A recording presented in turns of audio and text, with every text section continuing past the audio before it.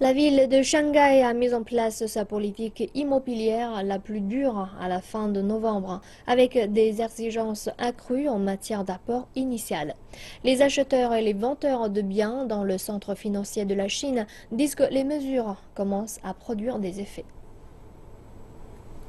Shanghai a vu une baisse du nombre de demandes de divorce depuis la mise en application de la nouvelle politique immobilière. La relation n'est pas évidente à première vue, mais de nombreux couples divorcent dans cette ville de manière à ce que l'un des époux puisse se qualifier pour devenir acheteur d'un premier logement. Désormais, avec des abords minimum requis de 30 à 35%, les demandes de divorce sont passées de 97 par jour en août à une vingtaine seulement aujourd'hui. Ils sont loin les jours où les agences immobilières pouvaient signer 5 ventes par jour et plus de 10 les week-ends.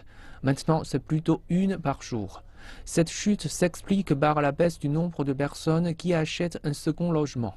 Selon les nouvelles mesures, si l'un a un historique de crédit, peu importe qu'il ait été soldé ou non, l'apport obligatoire est de 70%.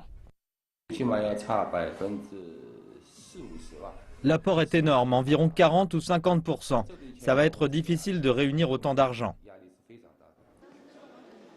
De quoi faire baisser les ventes d'appartements de luxe. De nombreux vendeurs baissent les prix face à la baisse du volume des ventes.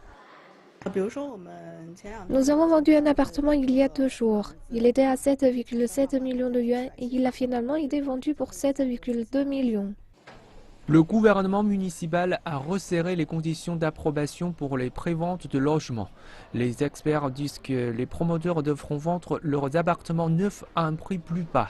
C'est une bonne nouvelle pour les acheteurs qui cherchent des logements moins chers.